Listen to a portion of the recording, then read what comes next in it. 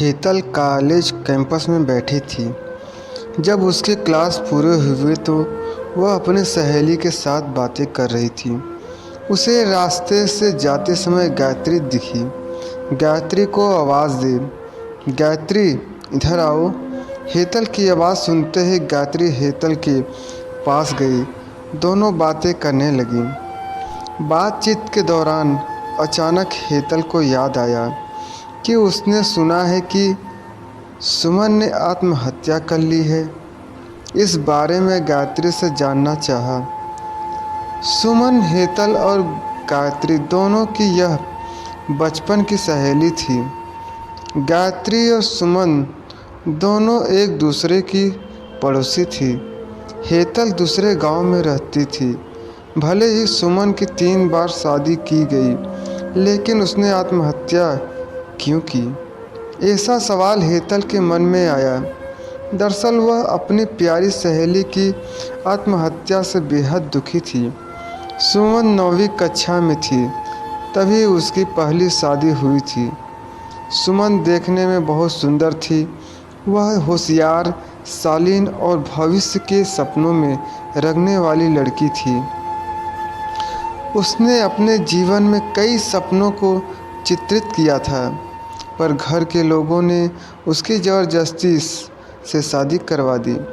हेतल के पास इतने सारे सवाल थे कि वह नहीं जानती थी कि गायत्री से कैसे पूछूं, लेकिन हर बात की सच्चाई जानना चाहती थी और आखिर में गायत्री से पूछा कि सुमन ने आत्महत्या क्यों की। एक क्षण के लिए गायत्री चुप हो गई। जल्दी से उसके मुंह से शब्द नहीं निकल रहे थे। उसने गहरी सांस ली और बोलना शुरू किया। 3 साल पहले सुमन की शादी अबीर नाम के शख्स से हुई थी। वास्तव में उसकी बहुत अच्छी गृहस्थी चल रही थी। दोनों एक दूसरे से प्यार करने लगे थे। जब भी यह दोनों साथ में बाहर जाते तो सभी कपल इनसे जलते थे। अबीर और उसके परिवार के सभी सदस्य अच्छे स्वभाव के थे। जैसा उसने सपनों में जोड़ीदार सोचा था, वैसा ही उससे अपना पार्टनर मिला। उसके घर की स्थिति मध्यम थी। अबीर का एक छोटा सा होटल था।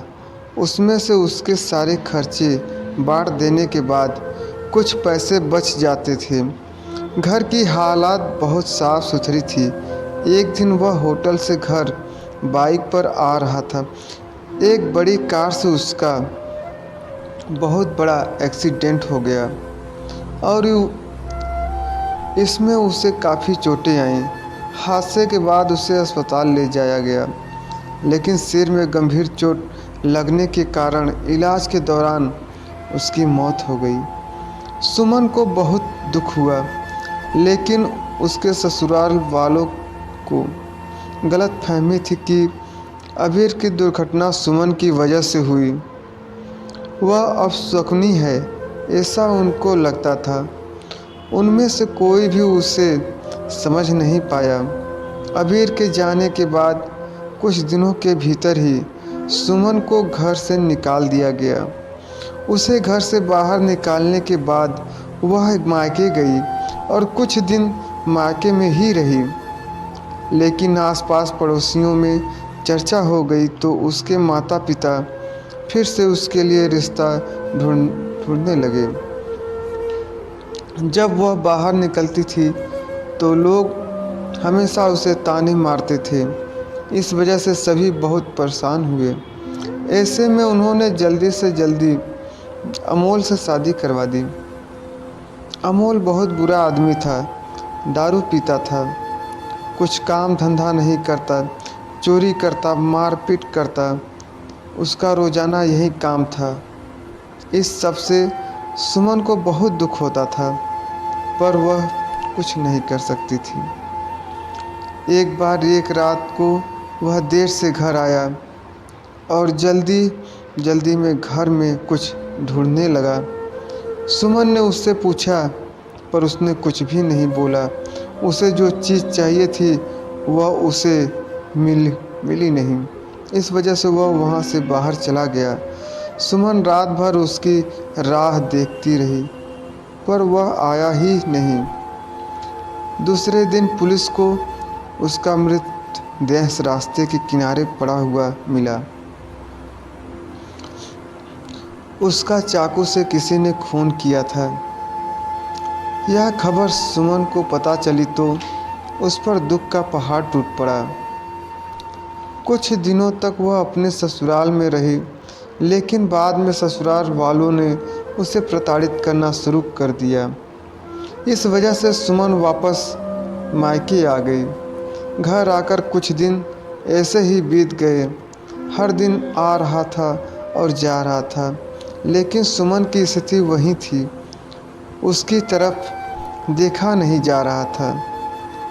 उसका परिवार उसकी स्थिति को सहन नहीं कर सके, इसलिए उन्होंने उसकी वापस शादी करने का फैसला किया। उसके लिए रिश्ता ढूंढने लगे। उनके रिश्तेदारों में गौतम नाम का लड़का था।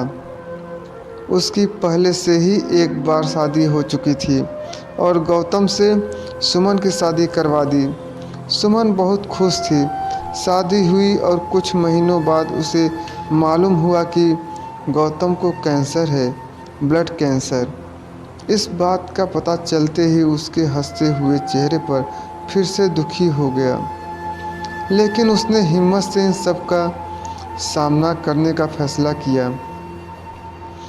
5 महीने तक अपने पति की सेवा की, लेकिन आखिरकार 5 महीने बाद उसके पति की मौत हो गई। इस दुख से बहुत तंग आ चुकी थी।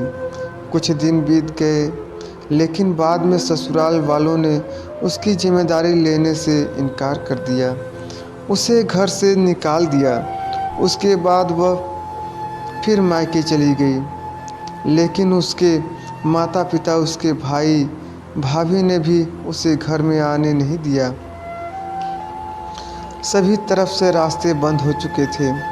उसके लिए उसे उम्मीद की कोई किरण नज़र नहीं आ रही थी। अंत में उसने खुद को ख़त्म करने का फैसला किया, उसका जीवन समाप्त कर दिया। सुमन की यह कहानी सुनकर हेतल की आंखें आंसुओं से भरकर बह रही थी। पूरा दिन वह सुमन के बारे में सोचती रही। क्या इन तीनों घटनाओं में बेचारी सुमन का कोई भी दोष था? क्या उसके माँ बाप को सिर्फ उसकी शादी कर उसे हर बार किसी के पास भेज देना सही था? वो अपने पैरों पर खड़ा करने की कोशिश भी कर सकते थे। सच कहो तो हेतल की जान उसकी बदनसीबी ने नहीं, उसके परिवार की, उसके आसपास के लोगों को छोटी सोच ने ली है। वो बेचारी मनहूस नहीं, बदनसीब थी, क्योंकि उसके आसपास ऐसी सोच रखने वाले लोग थे।